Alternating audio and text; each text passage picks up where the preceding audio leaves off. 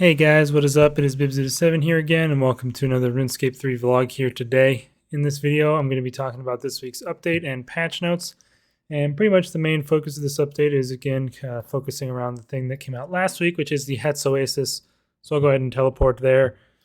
And yeah, here we are. And as you can see, actually, as a part of this update, they have started, or I don't know if this is, I'm assuming it's going to change again next week, given how this whole restoration thing is, but quite a bit has changed here at the Oasis. There's a lot more greenery involved, all these palm trees, all this ivy and stuff like that all over the place. Looks quite a bit better now. And actually, is the debris gone? I'm not sure. It looks like the debris might actually be gone. The one that you used to be able to dig for construction XP. You didn't get a whole lot of construction XP, but and you also didn't get a lot of event progress, but it looks like that is no longer available. So that's been removed. But yeah, I think it looks nice. I'm interested to see again if it gets changed at all in the next week's update, considering it the event is still going on for the restoration. But the main thing that came out today is the second part of the mini quest, the Eye of Het 2, which is for basically, advancing the current storyline of the Elder Gods, eggs, and stuff like that. So if you want a guide on that, I did make one, and I'll leave a link in the description. It's pretty short and easy mini quest, and you get a pretty strong looking Archaeology Relic from it. And actually, I didn't even check when I made the guide, so I'm going to go over to the bank and check. I'm not 100% sure what or how much power that relic requires, so I'm going to go look here really quick. But yeah, something else that they've done with this is they've boosted the progression rates of all of the stuff, as far as I can tell, so that because basically the community bar was not going to make it at the current or at the previous rates of progress that they had, and so they've boosted it, so now it's going to hopefully make it to the end of the thing for the event. I'm pretty sure they always just cheese it so that the community bar would never fail, because that would be kind of lame. But at the same time, it would make sense to not do that, since that's the whole point of the community bar. But regardless, I was wanting to check the Archaeology Relic cost. Let's check with my cape here. It's called Blessing of Het, and it only costs 100 power, so that's not that much for a very strong effect.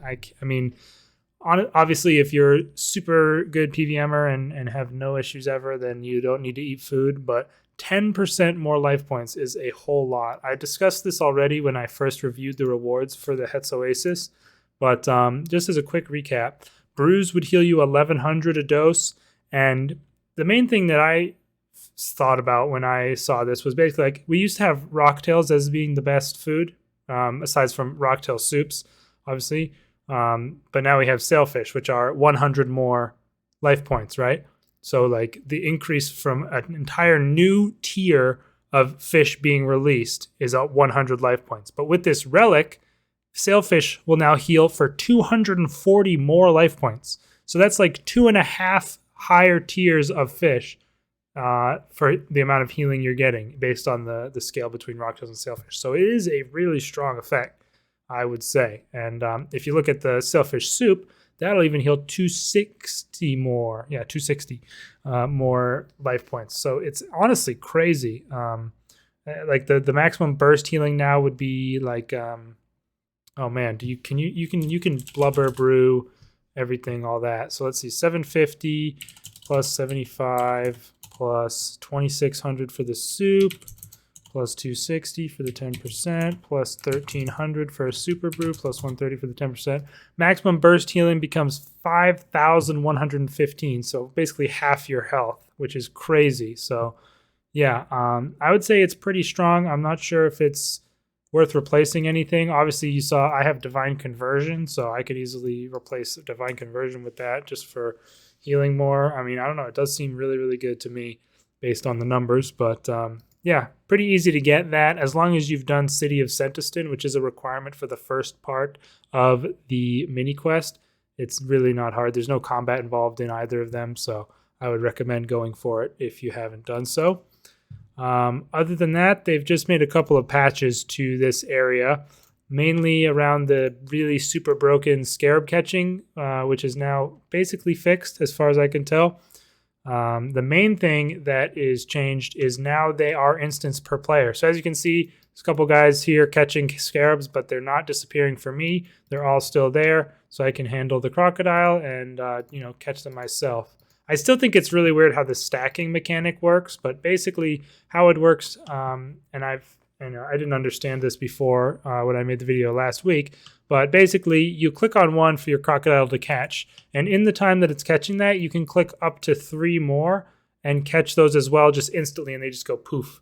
And then your crocodile can bring back the one that you actually caught, and he'll give you a shell for it, and you repeat that process basically.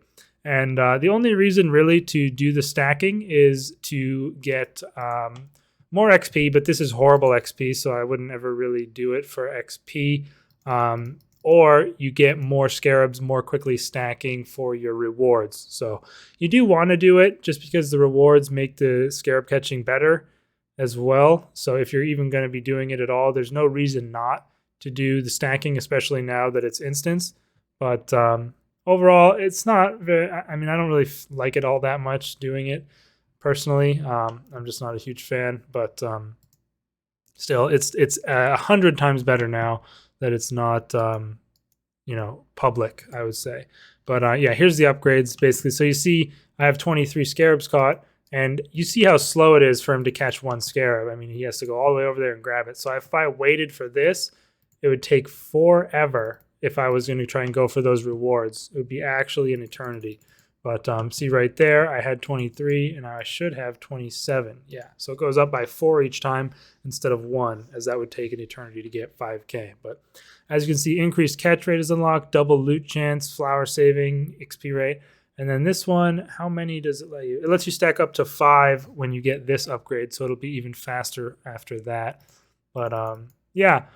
So overall, not my favorite hunter method, that's for sure, and the rewards aren't that great. There's a couple of the honeycombs that I'll really want to get, but you don't really need a huge quantity of those. And the prayer powders, they're not all that great aside from the penance one, which is nice because the penance powder only requires 1 shell to make, and that's because it uses the golden roses to catch those whirligigs, but it is definitely a lot quicker to get. The main part that you don't want to do is catch the scarabs to get their shells. So gathering the golden roses from AFKing the flowers is not a big issue doing that. So yeah, that's the main thing I would say that has been changed here. I'm just trying to reread the patch notes here. There was a couple of bugs with the Eye of Het 1 mini quest where you would get stuck with Icthlaren not appearing and stuff, so that's been fixed. Prayer powders will disappear from the buff bar when they run out. Apparently that wasn't happening before. They added a tool leprechaun next to the new cactus patch, which there is a new cactus patch. I guess I didn't really mention that, but it's not a huge deal. I mean, it's a cactus patch. So that means there's now one here, one, these two are like right next to each other. And then there's one on Anachronia in the northern area. And basically it's only worth doing if you have the Totem of the Abyss, I would say. And then there's one in Menaphos. So I think that's all of them. Let me just look. I'm interested now if there's 4, basically. Oh no, there's a 5th one. No, wait. 1, 2, 3, 4. I can't count. What's wrong with me? But yes, there are 4 cactus patches now. And apparently the one here at Het's Oasis also is benefiting from the disease-free perk from the Hard Desert achievement set. So yeah, now both of the cactus patches will be disease-free if you've completed those. So pretty cool. And let me see, anything else in the patch notes section? To a leprechaun was added. You'll no longer fail obstacles on the agility course if you have sure-footed aura activated or the agility skill cape, which obviously makes sense as that's the main effect of those 2 buffs. I don't know why I can't speak properly. And yeah, that's pretty much it, you guys. So as far as the event goes, let's see. I haven't done much of it on this account. Mainly been doing it on my other hardcore, but as you can see, the event is halfway over, and the community progress is only at 28.6%. So I assume they're going to have to fudge the numbers somehow to get that to move up to anywhere near the 100% to get the Gator shoes. But they do say that they have boosted the rates, and there are also going to be new tasks. There's been a task every day for these things. Like every day there's been new tasks that you could do. And now that the second week has started, they've added more new tasks. So every day this week, there'll be a new task available that you can complete to get some of the of your progress. So let's see, my personal progress is 19.6% basically.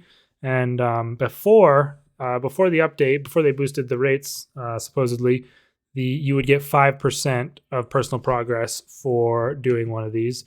And one of them actually is to talk to Surgeon General Tafani here. She's in this house with the music note, so pretty easy one to complete, which I hadn't done on this account. Most of them are pretty easy. I would just recommend checking on the wiki if you want to do them all. They're pretty quick and easy to complete them. One of them is kind of weird. You have to bring a cup of tea to a cat in Sentiston. A little bit strange, but let's see now. Okay, so it still gives 5%. They haven't changed that one, but I'll check the wiki really quick for you guys.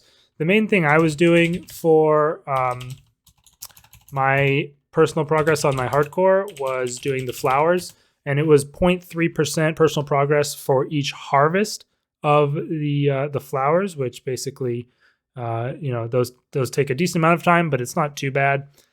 Catching the scarabs is only 0.1% per non-stacked catch, so that was not something I was interested in. And the debris was terrible, absolutely horrible. The only other good thing was maybe the agility course, which was 0.3% per lap. But I think definitely doing the flowers was probably the best because it was also AFK, of course. But they don't actually say anything about the differences on the wiki here yet, so I'm not sure what they've changed them to, if anything. But either way, if you want to get any of these rewards, I'd recommend heading over here and doing the flowers. Pretty easy AFK. There's nothing that great from here, just some cosmetics and stuff, but it's a good excuse to come here and do some of the new stuff that's been out. And I've collected quite a lot of the flowers on my other hardcore for honeycombs, and if I ever want to use prayer powders, so it'll be nice to have those. I have some on here, but not very many. And also, I think I have like 20 tablet of het fragments on that account. But yeah, regardless, I'm not going to be able to use it because I'm not able to do all their God Wars there. But yeah, regardless, that's basically it for this video, you guys. I hope you all enjoyed it. Hope you're enjoying the event. We'll see how it ends up, if they actually manage to fudge the numbers enough to get us to the 100% community progress and all that jazz. I think they really screwed up by making the tablets be active only during the event. It just doesn't make any sense to me. They really just should have had it be such that you can get the tablet fragments during the event. Once it's over, you can't get them anymore. And see, the reason that they work the way they do now is because they don't actually have a time limit on it.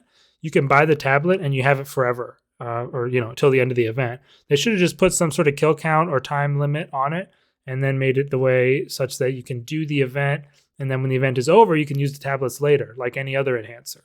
That would make way more sense to me, because a lot of people who PVM, obviously, during this event are not going to be doing the actual event to get the progress to the rewards and stuff, because they're going to be PVMing with the 10% drop increase at the Elder God Wars. So I don't know what they were thinking with that. It doesn't make a lot of sense. But anyways, I'm going to go ahead and end this video off here. I hope you guys did enjoy it. Not really sure what else is going to be coming. I'm hoping for a Ninja Strike this month, because it's been a little while since we've had a good Ninja Strike. So hopefully we'll see that.